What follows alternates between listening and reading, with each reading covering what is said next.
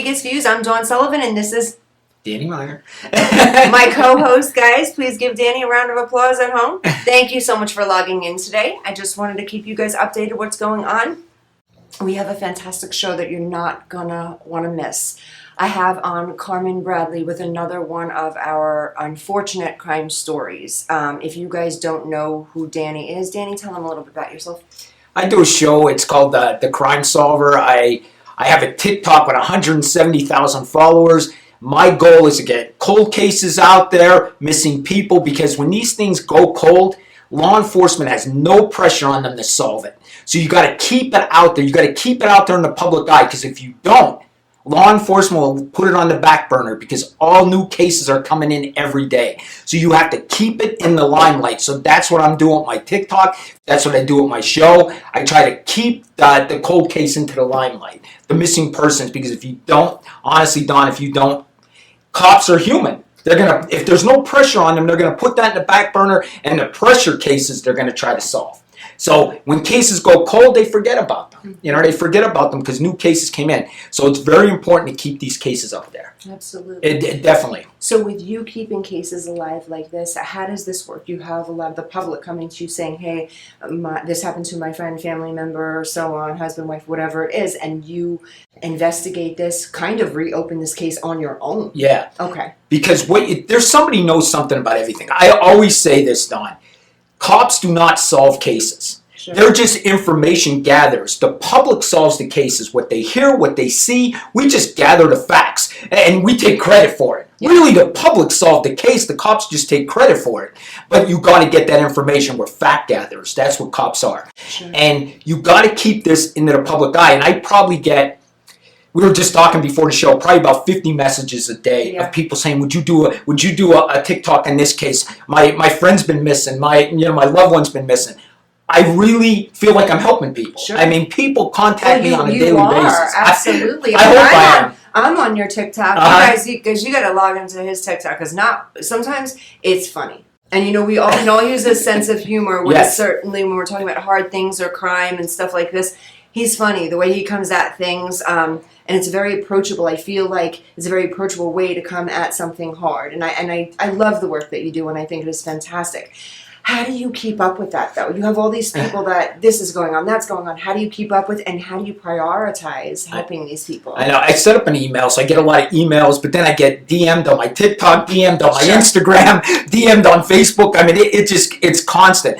I just try to read them every day, and I tell people, I said, I will get to your video. I promise them I will do a video. Sure. Because it's so important. I mean, having 170,000 followers, I try to get it out to them, and then if they share it, you don't know how many people you're getting to. Absolutely. And that's how you just got to get that one person that saw something, that heard something. It could solve a case. I just had a guy recently. It ended in a sad ending. He was on my show. His partner was missing 2 years ago in Los Angeles. Okay. He was taking an Uber, okay? So he's taking this Uber, and when he was taking the Uber, he dialed 911 and text people 911 while he was on this Uber.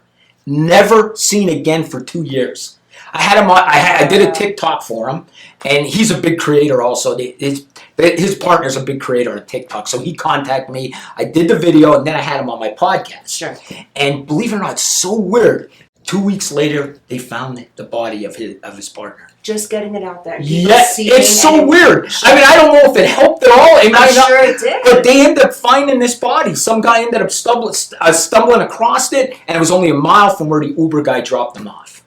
Wow. So I don't know if they're not saying it's suspicious circumstances. Sure. They're not saying anything, but they did find him after 2 years. It was so weird. 2 weeks after he was on my podcast. Wow. So you just got to keep getting the information out there. You got to keep getting the information out there, because that's how you solve these cases. Now let me ask you. You've been doing this for a long time. What are you, 27, 28? You've been in this game for a long time. I was a cop for 27 years. Yeah. I started when I was 20. I retired at 47. Yeah. So I did 27 years of it. So Can I ask you now, is it so much easier with the internet, with DNA, is it almost like you can open these cold cases and there's a hope of solving them now, where 15, 20 years ago there was probably no hope? Exactly. If you see, DNA is like that's the king of everything right Sure. now. All of us in this room, we're leaving DNA every time we come in a room. Sure. Everything. So DNA is way better than fingerprints. Yeah. Okay? I mean, I think back on my career, I was a detective. I can count on two hands how many times we found fingerprints. It's hard to find fingerprints. Guys, do you hear that? It's hard to. Every crime show I watch, it's like they're dusting. It's like, now we got the killer, or now we got the person. So that's not necessarily true. Listen, when you dust for fingerprints, you have to have, there's a little circle in the middle of your finger. If you don't get that identifies everybody. You are not going to be able to identify the person. There's a certain thing. So it's very hard. Not only when you find a print, then you got to lift it. It's hard to lift it without making it damaged. You know what I mean? Yeah. So you usually photograph and everything before that. But what I'm saying is it's very hard to get fingerprints. And the thing about DNA does not come back right away. Did you ever see the police shows like 2 days later, we got him, the DNA came back? That's not real. No, that's not real. Yeah. It's months and months down the line. I mean, of course, like, they'll prioritize some cases. Sure. Do you know what I mean? No, but DNA takes a long time. But my buddy just retired from the state police in Pennsylvania, and he now joined this company that does just cold case DNA. Okay. So they're a private company that can help people find their loved ones, their missing people. So cases are being solved constantly because of this DNA. It's our fingerprint of who we are. I mean, it's so crazy. It really is. And it's the biggest tool law enforcement has. I love this. I think it is remarkable because so many families are being helped. Yeah. Finding their loved ones, giving them proper burials. I mean, there's so much to that, especially with missing people and not knowing. Yeah. And then finding out, let's say I saw something on 10, 15, 20 years later, and it's like, that was the person that did it. And even if they're deceased, at least you have some clarity. I'm sure that doesn't help the families, but at least there's some clarity to what happened, other than that big question mark, because that's got to be the worst. Well, if you think about it, the big case that happened last year back in November, I think it was November 13th, the Idaho case, where the 4 college students... So sad. Yes. I mean, that case, I probably got 15,000 new followers because of that case. I've been on Dateline because of that case. I was on 2020 because of that case. That case was just huge. But DNA basically solved that case. Absolutely. It was touch DNA. That the knife case, he left at the scene. Yeah. Who knows why? Maybe he was struggling with one of the victims, dropped the knife case, but his DNA is on that sheath. Yeah. I mean, this case is cut and dry. It's close. His DNA is on there. I don't care what people say. I don't care what the defense says. Mm-hmm. How did his DNA get on that knife? Exactly. They could say, oh, it was a party house. He was in that house before. Okay, did he bring a knife to the party house? Right. I mean, so it's going to be a big thing for him. So DNA is the big thing. I love this work. I love what you do. Guys, we're going to be back in just a second, and we have on Carmynn Bradley. She's going to be telling us her story. So tune back in with us. This one's going to be good. This show is brought to you by Deborah Richards. Move Me No Mountains. Now available at Amazon Prime.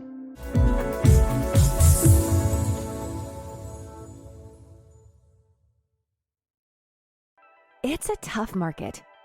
We get it. Home inventory is at an all-time low. It's a seller's market, and cash buyers have the advantage. Recently, cash buyers made up more than a quarter of all home purchases. But we have the solution. New American Funding's Buyer Accepted program allows your buyers to compete with all cash offers by becoming cash buyers themselves. Here's how it works. Buyer Accepted LLC, an affiliated company of New American Funding, will purchase your buyer's new home with cash and sell it back to them for the original purchase price, plus a fee that can be added to the purchase of the home once they secure mortgage financing with New American Funding. The best part is that they don't need to sell their current home first. This is a true cash offer. Clients who use our Buyer Accepted program can secure financing using a conventional loan and even VA. Plus, there are no fees for agents and no sacrificing commissions. Buyer Accepted even offers a free 1-hour certification course that will make you the expert. You want to close more deals and help more clients? New American Funding's Buyer Accepted program is the answer.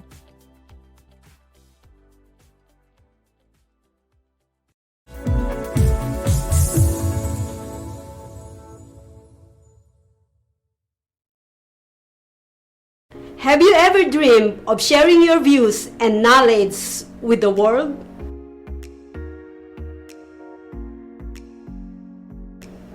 It should be easy, right? Just turn on your phone, talk into the camera, upload to your social media, then sit back and wait to go viral. Unfortunately, it's not that easy. Not only that you need a great message, you also need a video production as well as a quality sound and lighting. If that's not enough, you still need to make sure that video's description, title, and thumbnails are optimized by SEO and search algorithms. What a hassle! Don't worry, Social Media Shows is here to help. With our years of production online experience and professional studio, we can remove all the technical roadblocks out of your way so that you can focus on the message you want to share with the whole world. We have production plans that fit any budget. Visit Social Media Shows today at socialmediashows.com and schedule your free pilot audition today.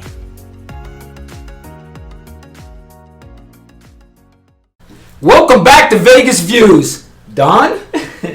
So we have Carmynn Bradley here. She's about to tell us her story. Carmynn, tell us a little bit about yourself, and first of all, thank you for being here. Of course, thank you for having me. Yeah, well, like she said, my name is Carmynn Bradley.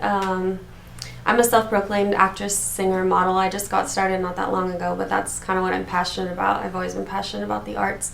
I taught high school for 8 years. That's what got me passionate about mental health. So I've actually been working with clients on PTSD, anxiety now for the last couple of years.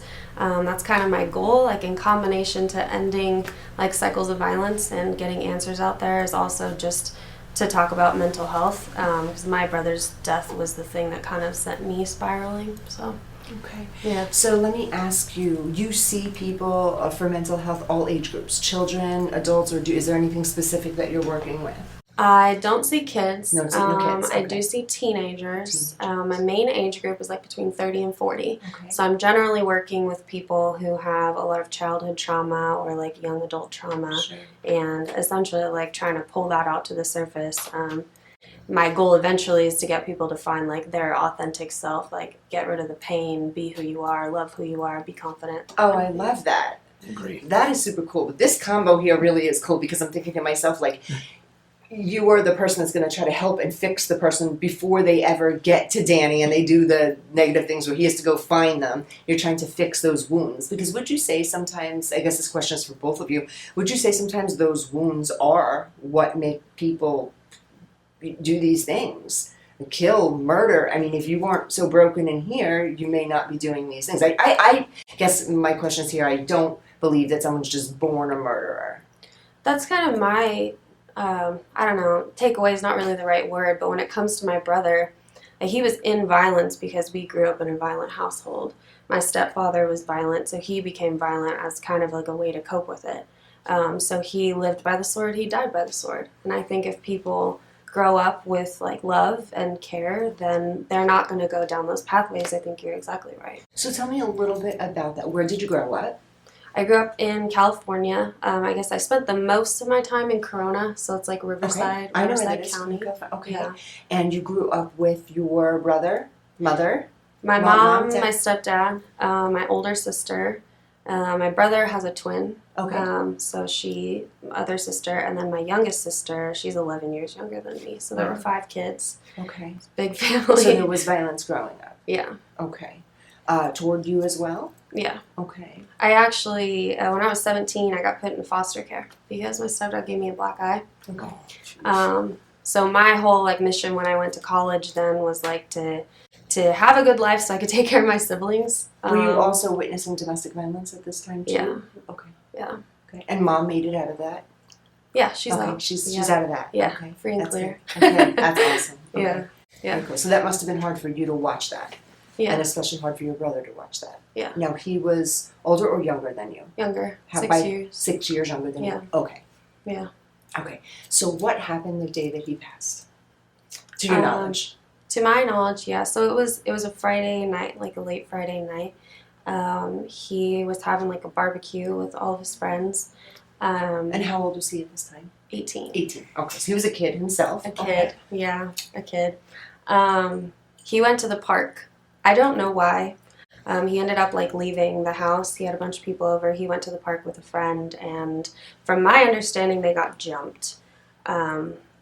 there's so many things though that like once you look back you realize the story is different than what you thought. Like I always thought that my brother was like killed by gang members, but he was probably in one, and that like goes back to what you were saying about like why do you die that way? Because you're in it, because that's what your life is about. His life was violence, his life was fighting, it was one thing I could say, there's a cycle. Okay, like I said, I was a cop for 27 years, and in them 27 years I arrested fathers, then I arrested sons, because I would go to their house for domestic violence when they were 8 years old, and now they're 25, and now I'm arresting them for domestic violence. It's this cycle, because you're right, we all, I'm lucky I grew up in a household where that wasn't like that. Where would I be if I did grow up in a household like that? I would be a total different person. It's just the way it is. I mean, our environment is everything. Absolutely. It's going to depend where you go. Yep. We all don't start on a level field. We don't. And people think we do. We don't. Some people start with money. Some people start middle class. Some people start right here at the bottom. So we definitely don't. I also think regardless of the money, it all really depends on actually the parenting, the love you get, who is raising you. I agree. All of those things. So regardless of the financial status, it's what you're getting that's creating what you're going to be. And another thing is humans, and Carmynn, you can definitely agree with this, that we want to go toward our comfort, what we know. We're not going to step outside something we know. If we're raised one way, and I'm sure this can resonate with some of the followers, that if you were born one way, why would you go live a different way as an adult? You wouldn't. You kind of gravitate to what you know. So that says that cycle can't end until you put a stop to that cycle. Exactly. So if you're at home, guys, and you're sitting there thinking, why is my life in this direction? Or why am I in this domestic violence situation? Or why are my children acting out like this? Or take a deep look inside, not to put it all on you, but take a look in the mirror and see what's going on. Check how you were raised, and it's possibly just generational. They call it the generational curses these days, and I 100% believe in the generational curse. Until they're broken, you might just continue on pattern after pattern after pattern. And the sad thing is, some people think this is normal. Right. They think it's like, oh, my cousin, uncle, brother, sister are in jail. Jail's normal because it's normal for their family. I was just going to say that. I went through a class when I was a police officer. If every person in the neighborhood's father are going to jail all the time, it's just normal behavior. It's nothing. It's not even shocking. Yeah. It's not even shocking. Yeah, my dad's in jail. And it ends up being normal behavior for everybody. Absolutely. And I mean, that shouldn't be, and that's what keeps the cycle going. And if it's not stopped, it's going to be the father, the son, the grandkid. It's just going to continue. Well, Danny, to take that further, guys, it's almost like with women too. Let's just say there's a woman in this domestic violence situation, a little girl's being raised in that. I commend you. Yes. Because you're not, obviously, and I know you're not in a domestic violence situation. I know Carmynn personally. And she's in a very, very beautiful relationship with someone who loves her very much and cares. You're an exception to the rule, because normally growing up like that, watching domestic violence and seeing that, you would just fall right back into that, because that's maybe not comfortable to our standard, but it's comfortable what getting yelled at maybe or hit or something is what you've seen. Why not? That's what it's supposed to be. So for you to be strong enough to take yourself out of that, educate yourself enough and say, oh, no, not my life is going to be in a loving, kind relationship, and that's beautiful to me. So guys, if you are at home, take an inner look sometimes. If you think your life is just in a cycle and it's like your grandparents are the same or your parents, start breaking these these curses. Don, one other thing I want to talk about domestic violence and what I've learned. A lot of people will say, why doesn't she just leave him? Why doesn't she just do this? Right? I hear that all the time. No. And I seen this firsthand. I went on these calls. First of all, sometimes they don't have enough money to leave. Okay, so they need money to leave. And then they care about their kids. Where are they going to take their kids? Where are they going to live? So, I mean, a lot of people, it's not as easy as saying, I'm just going to leave. Oh, absolutely. I mean, it's just, and I hate when people say that. She should just leave. She should just leave. The statistic is with domestic violence, it takes a woman 7 times, at 7 attempts, whether that's running away, getting an order of protection, leaving and coming back 7 times to fully get away from their abuser. And yes, it has something to do with money and what am I going to do with the kids and this and that, but I really believe it's also a true form of brainwashing. When someone has you knocked down so low, it is so difficult to get out of that situation. You're believing things that aren't really true. It's a built narrative. Would you agree that would probably be a built narrative for you? You're supposed to believe you're lower form of who you are, so you project that, you live that. Yeah. Yeah. Well, one thing I think like some people don't really understand is that narcissists are real. Like there are people out there Oh, yes. who are like Yeah. intentionally telling women you don't feel what you feel. This Yep. didn't Yes. happen, so Yes. they don't believe in their truth. The Mhm. amount of women that I see that they just don't really see it. Like the whole, I don't know why for some reason as a kid I saw it. And I just knew like this is not the way that it was, and so I kind of went on like my own mission as a young adult to say like I'm gonna tell my story because like there were people not listening to me, you Sure. know. There are people who don't think that people will listen, or like you Yeah. said, they just think it's normal. So there's no reason for them to speak out because like they've been told you deserve this, or like it all goes down to shame. There's like lots of movies out lately that are Sure. allegories to this like shame that gets put in you that essentially like drives who you are. You have to heal that shame before you can like believe that you deserve something Or do other than anything that. for that matter, because then you're still stuck in the cycle and nothing is good with the cycle. Yeah. I love this, guys. I don't want to stay on this topic for too long, but I love this. They say your life is 90% the person that you're with. Mhm. So if you're with a good man or woman, whatever the relationship is, and that person's supportive and loving and kind, and you can live out your dreams, you will be a successful person and then live your dreams. If you're with someone who's constantly telling you you're no good, you're never going to be good enough. I mean, it is that. And I see this a lot too we work with a lot of young people as well. And they're in these very young relationships. And he said, I'm this or I'm talking about, and I'm like, you're allowing someone to already disrespect you at such a young age, but because they're learning that at home. And they see dad doing that to mom. And it's like, this boy likes me because he doesn't want me to go out to a party.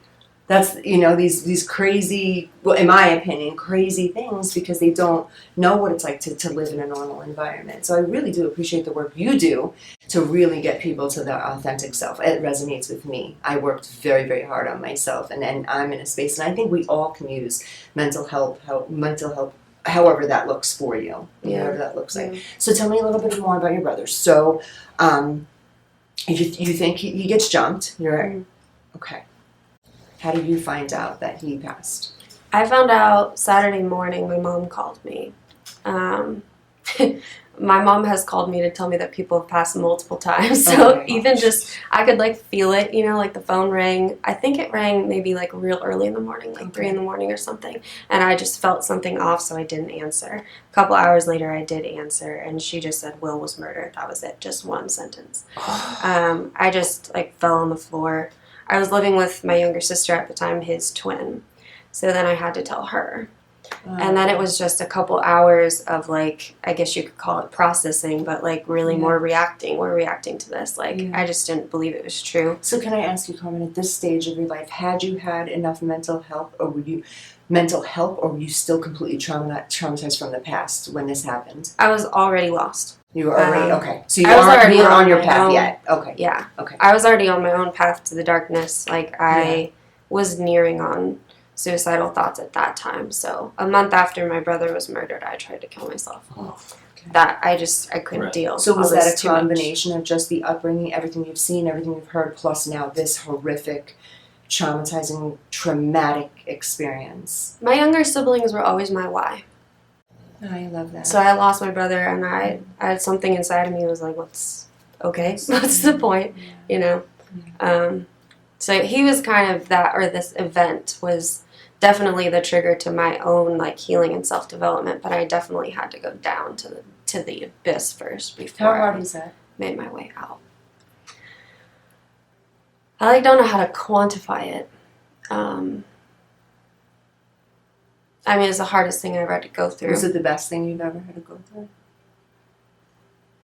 Yeah. I think sitting here, knowing where I'm at in my life, and the things that I have going for me now, like I wouldn't be here if it weren't for that. So it's always like when something like that happens, it'll be like, it's like in my monologue, I'm going to an event in New York. My monologue is RIMTA, New York event. Yes. You guys know, all our fans know. We're you going know. to New York June 24th to June 30th. Sorry, no more people can come with us. We're all done. So don't hit us up for that, but we're actually going in January, so you can hit us up for that. But Carmynn is going for modeling, acting, and singing as well. That's awesome. Yeah. So my monologue is about my brother, and there's a part in it that says, like, guilt told me you're not allowed to be happy. And that was the biggest thing after it happened. For many years after, I would genuinely feel guilty for being happy. I'd be like running along the beach And this just feeling would hit me like, you're not allowed to be happy. Why should you be happy? So sitting here genuinely feeling happy day after day after day is such an interesting shift, especially to be able to say, like, my brother was stabbed to death and I am happy in this moment, and to genuinely like believe that and to know that that was the event that got me here. There's like an irony to it, you know, you start talking about it and you're like, today, do you believe you deserve to be happy? yeah, I do. Good. You do. Yeah. You are so wonderful. You really are. She's such a good actress. She's a beautiful mom. Just everything about Carmynn. Everyone that comes in her path loves her and adores her. And she does so much great work and helps everybody. You're such a wonderful person. You do deserve happiness. We want to try to help you. Danny, what can we do here? I was thinking you turn the negative into a positive. I mean, and everybody says to do that, but you've done it. Yeah. I mean, that's crazy. And mental health is, I love TikTok, and I got to go back to my TikTok, okay? But TikTok there's a lot of mental health things on TikTok. Yes. And it brought some stuff out to me. I mean, I kid about this, but it's true. I do have ADHD. Oh, I So, know. so, I mean... It's like I diagnosed her. She opened the DSM like, oh yeah, he's there. But it helped me because then I started getting ADHD TikToks. And I found out there's people just like me. You know what I mean? I've always had problems sleeping because my mind's always going. I'm always thinking. It's nonstop.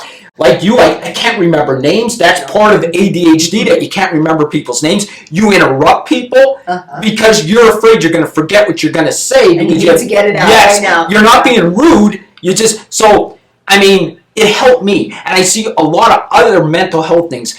We got to realize when somebody has cancer, we don't sit there and film them. But when somebody has addictions or mental health problems, we're filming them and putting them on social media. It's the most disgusting thing I've ever seen. These people have a disease and we're filming them. We wouldn't film somebody with MS or cancer or this, but yet mental health, we don't feel that's a disease. We feel we're okay to make fun out of these people. It is so and it's horrible. Yeah, I agree with that. It's so sad. And I do get those sometimes. I don't know why the algorithm does that to me sometimes, but I get some of those. Right. And I'm like, this is sick. And people are laughing at people like falling down on fentanyl. Right. I mean, that just kills people. It's one of the #1 killers in America right now.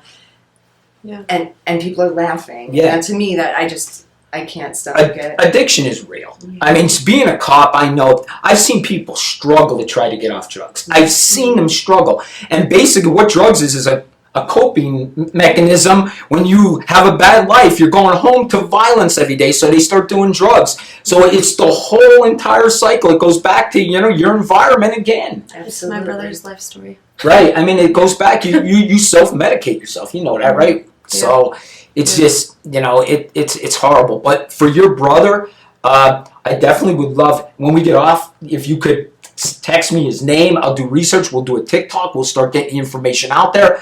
Did the cops take the case serious? Did the cops, do you ever hear from the investigators or no? No, I mean, my mom was definitely the front woman for that. Okay. And she was very frustrated. With the cops? Yeah, because there was one kid who came to us the day we found out, actually. We were all sitting there, and there was this moment where we weren't really sure if it was him. Okay. Because it was a homicide, so we couldn't go to the hospital where his body was, and so there was a part of me that was like, maybe they made a mistake, maybe it's some other brother. And this kid came to us and he told us what happened, and basically he was an eyewitness. Right. And then he took off. So whatever was happening within that community, he was afraid that something was going to happen to him, and he went to Mexico. And then whoever was involved, they weren't talking, and that was kind of the last thing that I heard. That happens a lot. Mm. You go to the neighborhoods, people are afraid. They're afraid of these gang members. I don't know if it was gang related. I'm just saying they're afraid of these people, so they don't want to tell. They may have seen something, so it's very hard for the police to get witnesses when something like this happens, especially in a neighborhood that's a little rough. It's hard to go in there and get people to talk because they're afraid. I know last week we talked about this a little bit, Danny, with Levi's case. Yeah. And thank you for putting that out, by the way. That's doing really, really well. There's so many followers, so many people opening that up. But Good. kind of you and Dave tapped into it last week about Levi's case, where if there are drugs involved or gangs involved, that the police may take it a little bit differently. Not like a statistic, oh, there's another one, brush it to the side. But if it was just like an out of nowhere murder, stabbing in a park on a, it might have been different, where they would have treated it differently. Do you believe that? I do believe this, and I'm going to prove it all to you, okay? Look at the cases that they publicize on the media, right? John Benet Ramsey case. Now listen, that case bothers me to today. My goal in life is to solve that case. But why was that case? Millions of little kids, not millions, but thousands of little kids die like that, right? Unfortunately here in America. But why that case? Because they're a rich family in a rich neighborhood. Yep. That's why. They pick the cases they Elizabeth Smart. Yes, same thing. Yep, same thing. That's why they publish. Petito. Yep, and They that all look the same in just a different situation. and that case, that Gabby case, that going back to domestic violence, the cops caused her death. Absolutely. 100%. The cops should have arrested him when he slapped her in the face. When the O.J. Simpson case happened, I know you're young, you probably don't remember the O.J. Simpson case, but when the O.J. Simpson case, that changed law enforcement. There are any signs of domestic violence, now you have to make an arrest. Absolutely. So say this was your house, and I came in, and there was just stuff knocked all over the floor. There's signs of domestic violence. I have to make an arrest. At least one person. You have to take yes, someone out of I the have to environment. take somebody. So now she has this big mark of a slap across her face. They leave her go, and then she's murdered days later. I mean, it's just They killed her. I believe that. That family deserves millions from them. Yeah, them cops absolutely. made mistake 101. It was horrible. It really was. So watching that footage actually made me sick. The way, just to stay with Gabby, because that one hits me. I was really attached to that case too. With John Benet Ramsey, and watching Gabby. When she was in the back of the van and she was shaking and she was so frail and small, and you can tell even the way she was sitting, her, and Carmynn, you can see this from a psychological standpoint, her body language was, she was so scared, and she was like, I don't know, and she was blaming herself. That is the number one thing, the number one thing, when someone's blaming themselves because they're too scared to say, oh no, this idiot just hit me, I'm going to blame me, I hit him first, I made him mad. And the cops in Utah, not to knock Utah, but we're like, oh, okay, yeah, women do that. And the way they were talking to him, like, almost blaming, womenizing. I'm watching this even before it came out, because that came out before they had found it. I was like, this is crazy. It's like and it might just be a Utah thing. Don't hate me, Utah. And here's the thing. They got called. Utah hate now. They got called because somebody witnessed him slapping her. Yeah. Somebody witnessed the event. Yeah. Seriously, honestly, them cops should be fired. I'm being honest with you. If I was their supervisor, they'd be fired. Yeah. I'd be pushing for firing because they got the witness that said he slapped her. Yeah. She sees a mark on her face. They caused this young girl's death. They did. And then just the kicker, and then I'll end with the Gabby Petito stuff. But the kicker on that, they made her sleep in the van all night long. They put him up in a hotel. Yes. They told her to stay, like she did something wrong in that situation and to just die a day or so later. Yes. And so she had no faith that anyone can save her. So like sometimes the system lets people down completely when it comes to domestic violence, child abuse, all of it. Real quick, on child abuse cases, this is another one too, same thing as domestic violence. These CPS workers will come to somebody's house, oh no, the kids are fine because there's food in the fridge and these kids are okay. Or they'll ask you in front of your aggressor. So you'll be sitting there with your stepdad. So you have been in that CPS Child Protective Service situation. Yeah. And then you're scared to say, no, this idiot hit me. Yeah.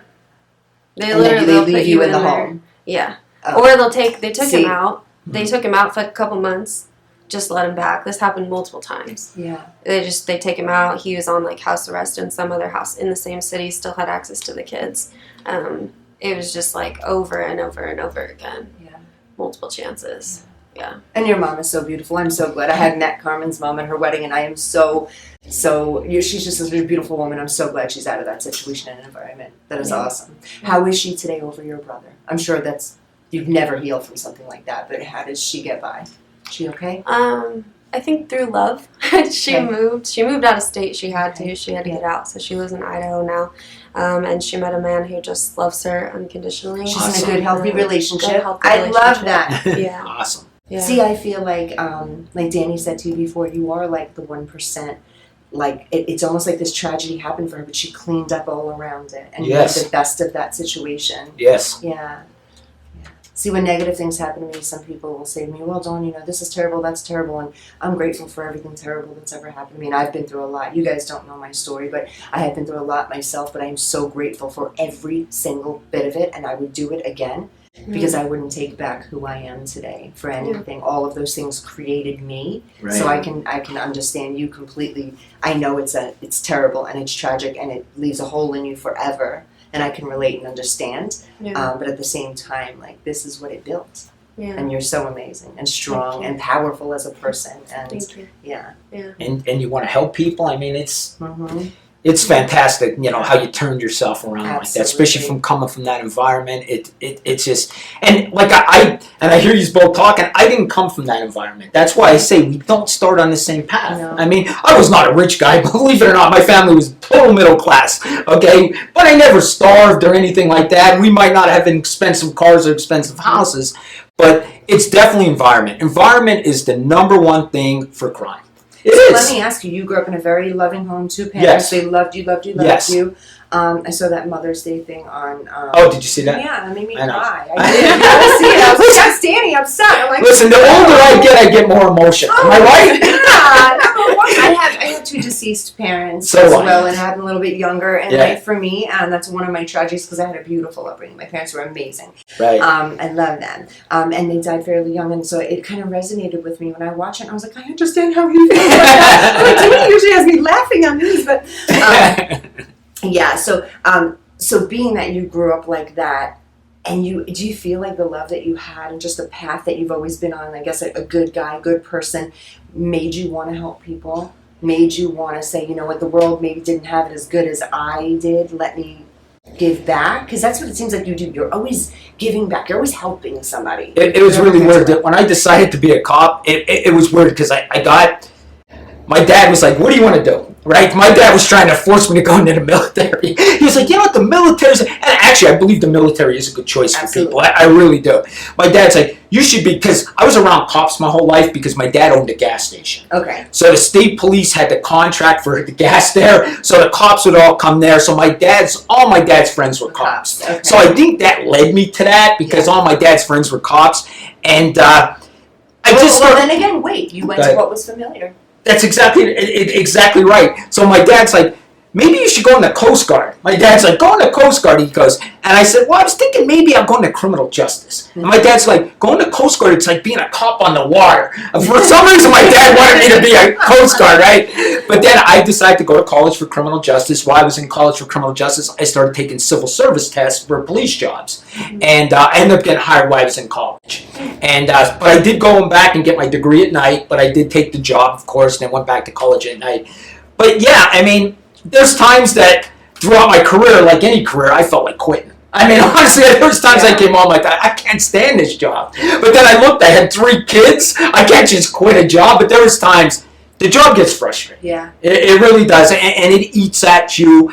And a lot of cops have mental health problems. Yeah. A lot of cops are abusers Absolutely. at home. A lot of cops are That's you. alcoholics. I was just going to say, Yes. alcoholics, drug users. I do know a lot of cops in New York that just I had grown up with, and I'm at the age now where everyone's retiring from, and I'm seeing like a couple of the cops that I had went to high school, college with now, alcoholic, drug users, and it's like this is law enforcement. Yes. It's because they're seeing so much stuff. It's huh? exactly right. They're self-medicating themselves. They're all messed up. So they're doing. I mean, cops will do drugs. They're abusers at home.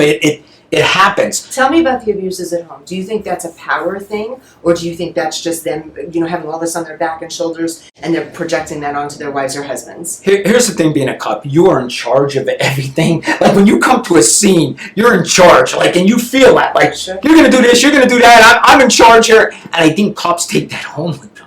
Like they're in charge at home now, like they are on the street. Yeah. And I'm going to be honest, when I went through the police academy, they told us 3 things. They told us, cops usually get fired, and addiction problems, drugs, Sure. alcohol, women problems. I mean, that's a big thing that I've seen in police. I'm not saying women are the problem, I'm saying cops are the problem with women because, they're having affairs behind their wife's back. I've probably had, that I know, 2 to 3 cops that got another woman pregnant while they were married. Yeah. So it's all. So you guys are worse than basketball players. I'm just saying that You're worse than basketball players. I believe it's the mental of doing this every day, Absolutely. and it just drains on them, and they want to get away from their reality. Sure. And here's the other thing with men, and I'm sure you guys know that you know men, we don't get help. No. We don't even go to the doctor unless we're dying. Then we need an ambulance. We won't go to the doctor. So mental health, there's no way we're going for mental health. Yeah. And we had a mental health professional on our staff at the police department, and any bad thing that we would see, they would ask me, Danny, do you want to see him? And of course, I say no. All cops say no, because if you say yes, and I'm going to be honest with you, if I say yes, it'll go through the whole department. Sergeant Minor is crazy. He's seeking help. He's nuts. Yeah. He's going to get help. So we don't want to be stigmatized by that, so we don't get help. There is such a stigma Yes. with men. There really is. Because women, it's like, oh, if a woman goes and gets therapy, so she has some stuff going on. But a man doesn't, it's, oh, he's losing it. There's Yes. something not right. It's a loss of control. It's almost a sign of weakness, which is so opposite of the reality. The reality, it's a sign of strength. Yes. Yeah. Blows my mind that there is a stigma still. Yeah. Yes. Right? This day and age, you would definitely not think it. But Carmynn, I'll tell you, when I was young and you asked to go to therapy at a certain age, and I'd be like, oh, my parents are like, is she all right? Like, Yeah. it was like oh no, is she messed up now? Yeah. No, I just got to talk about some stuff. All right, guys, this episode's going so great. Please log right back into us. We're going to just take a few minutes and we'll be back. Be right back with these guys. This show is brought to you by Michelle Kubiak. If you want to buy or sell a home, call Michelle 702-683-6576.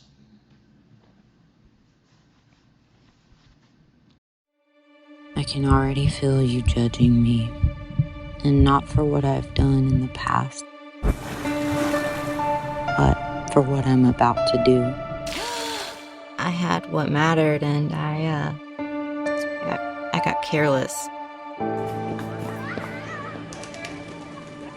Like, I don't deserve more. I don't deserve sympathy.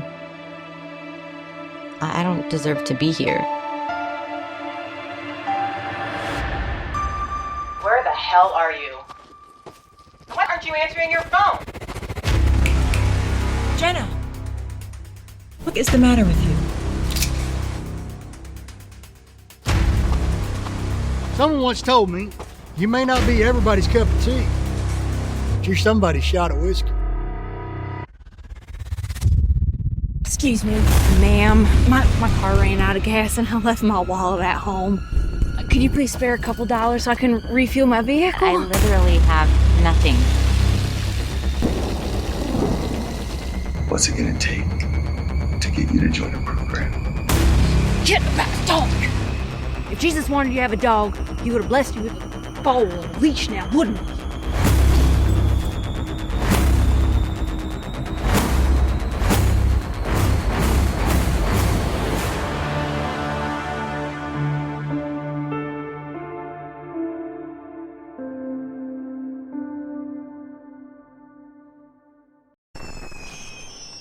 Traditional TV is going away. Hollywood is starting to fade. People are demanding real stories from real people. Our voices are now being heard in our own way. Podcasts, Facebook, Twitter, YouTube, and TikTok Live are becoming the norm. Internet TV has now reached the highest demand in human history. Social media shows is now the new media of the century.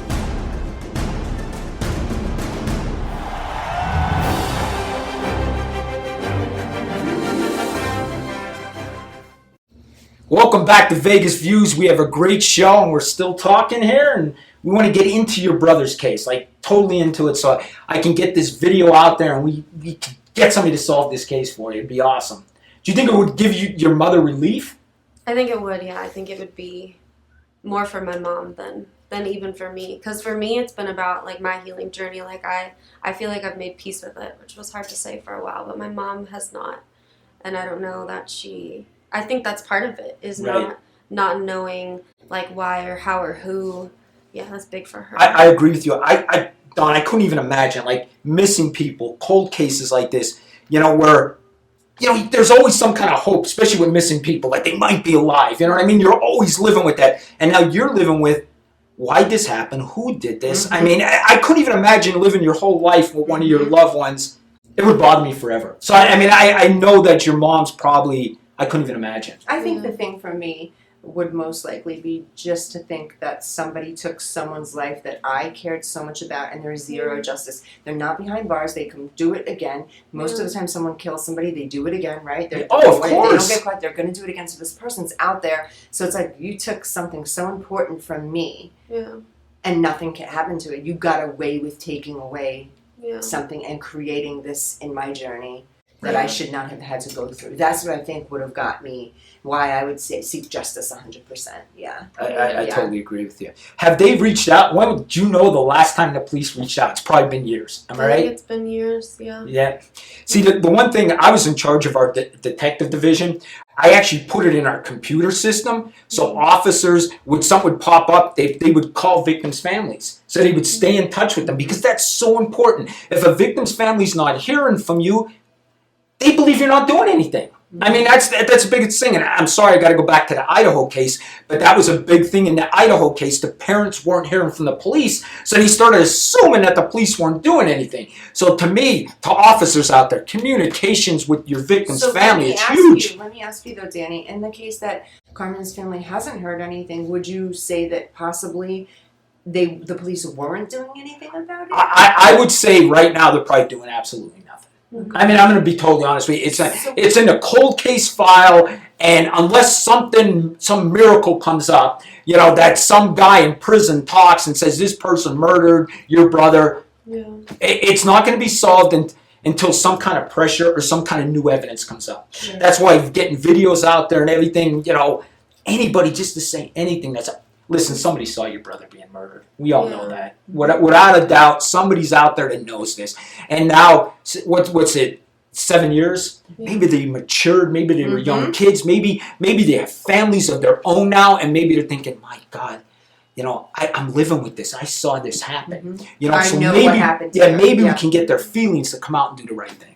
Yeah. That's my hope on every single case. Do you see that often, where there were people mature, move forward from that lifestyle of change, and then they will come forward? Yeah, I'll tell you what, I saw very few, I should say, but I've seen people come from that darkness, like you said, and become great people.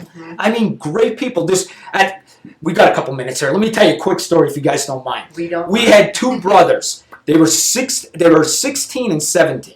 The one brother got mad at his other brother, got one of them, do you remember them Rambo-style knives when we were kids, like the survival knives that they had, right? Of course.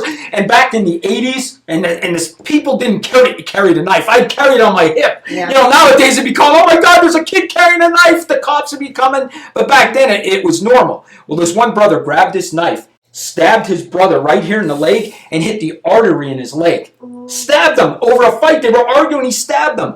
Our cop showed up, and actually our cop, luckily, was an EMT also. He was able to grab the artery and hold that artery in this kid's leg. And again, these two brothers, bad family, bad everything, bad environment, bad everything. We ended up saving it. His name was Chris. My buddy saved his life.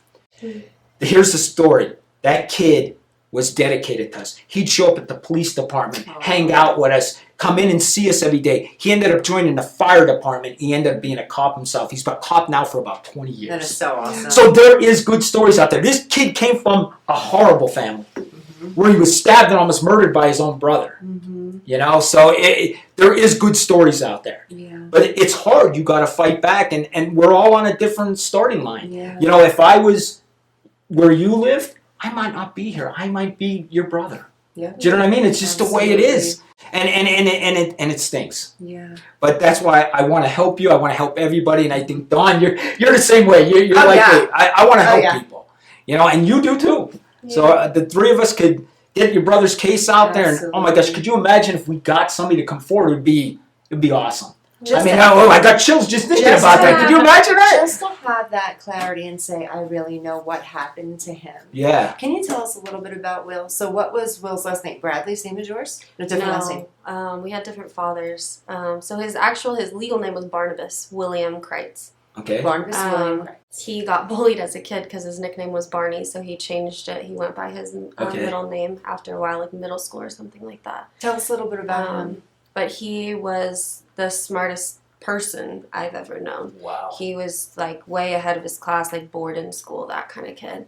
So he had kind of like two pathways going for him. Like when he was a little kid, he wanted to be the president. But then once our upbringing started to get to him, he was that kid who would bring a knife to school. So he started getting suspended and expelled and all of that. And because he was so smart, he would get in power struggles with people, power struggles with teachers. But he was also the most lovable, the most kind, the most enthusiastic. He was talented. He was musical. He had all these things going for him. Was he an annoying little brother or was he a cool little brother? Oh, I loved him. He was my favorite. So the way that the age group went, it was almost like a little baby to you. Yeah. Because you were so much older than him. Yeah. That's where my motherly nature comes from. Yeah. And you know what? I see that a lot. I've seen that a lot where one sibling, if there's violence in the family, that one sibling becomes the mother also. I've seen that. I could see that just by you talking. I've seen that so many times, Don, where I see that one sibling in that house, she becomes the mother. She becomes a figure also to the younger kids. And that's what you did. And I think also, too, it sounds like in that environment, God bless your mom, that she was dealing with so much that I'm sure she was trying to man that horrific relationship she was in. How she can't focus on these kids. Your brother was probably clinging to you, and then that love there was probably just between almost like a mother and a son between you and your brother. Yeah, in a way. Yeah. They did have a very close relationship though, because she did get out in 2009, 2010. Okay. I had already gone to college. Our relationship was not great because I had been in foster care the last year of high school. But she did. It was because of the stock market crash. What you said about money is just so true. Like, why didn't she leave? As a kid, you just don't understand. Right. Yeah. And then you grow up and you realize there are things my mom was going through that I couldn't even fathom. Right. So she and my brother were living. It was the two of them.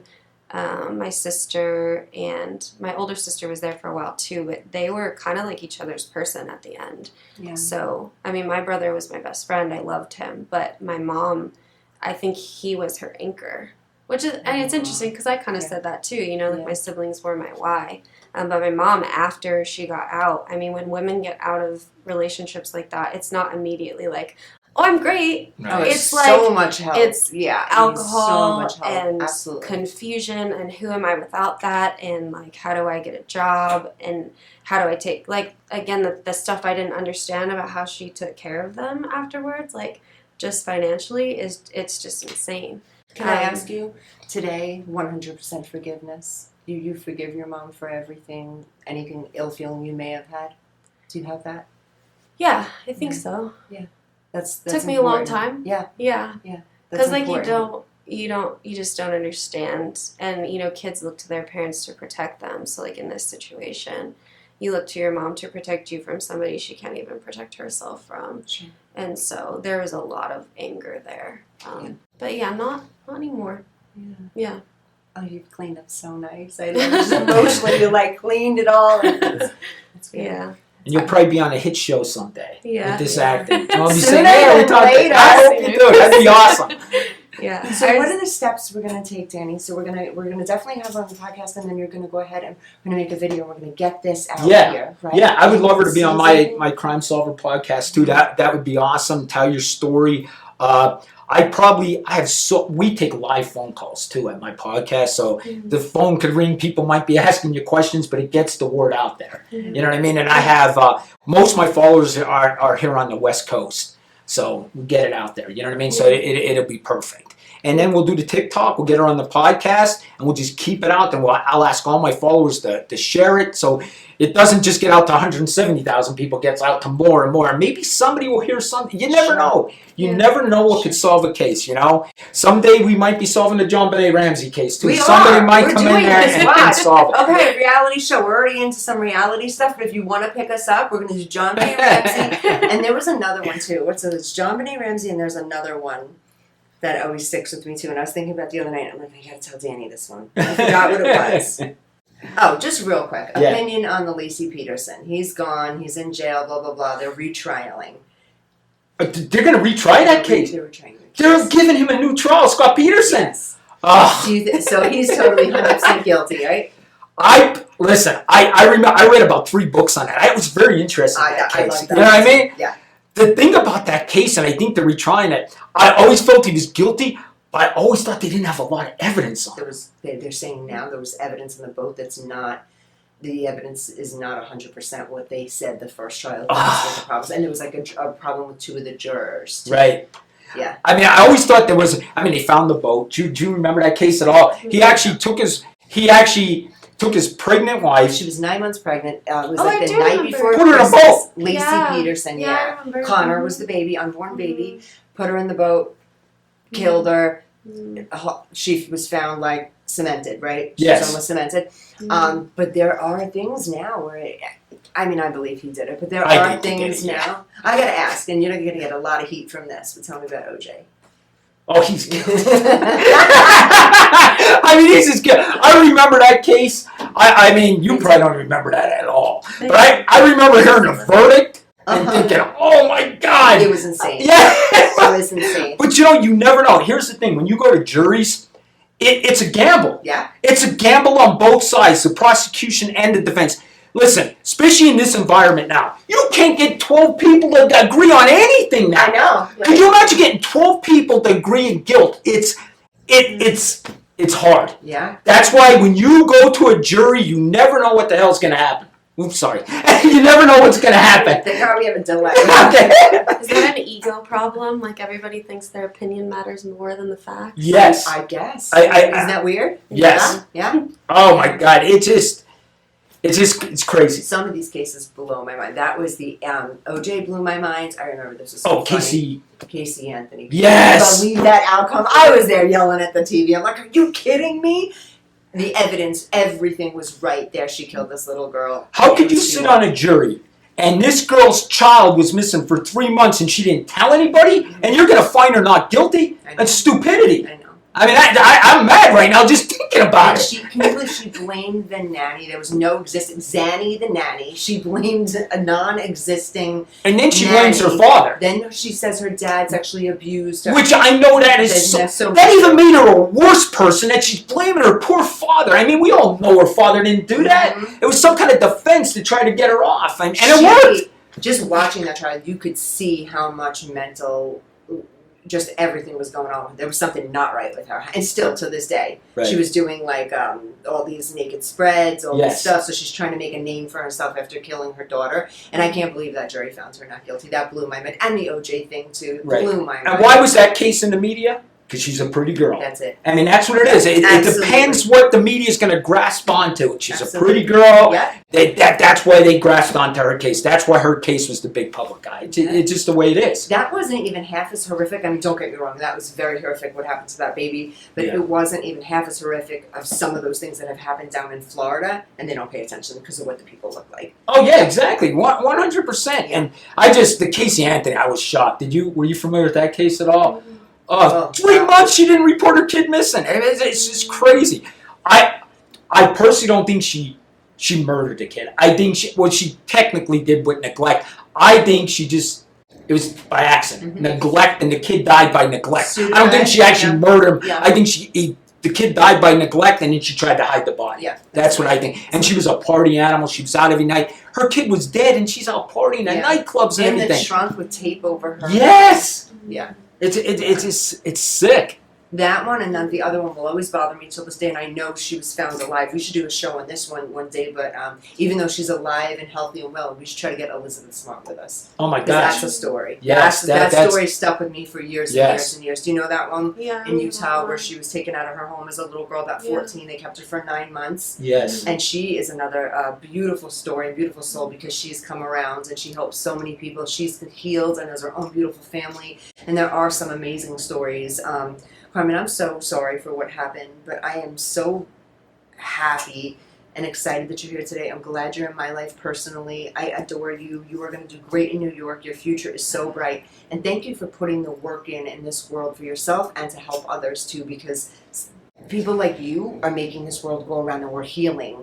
We're not healing at the speed we need to be healing, obviously, but we're healing. Some of us are healing. So guys, get out there. If you guys have some generational curses to break, or there's a pattern in your lives, or domestic violence, or get yourself some help. There's so many numbers. I'm going to sound like Dave right now. 211, right? Yes. Okay, 211, guys. You can call 211. You need mental health services. Call them up before, or get to someone like Carmynn that could help you and get you to the best version of who you are. Maybe get rid of some of that trauma, and so you don't end up on Danny screaming at you on a show.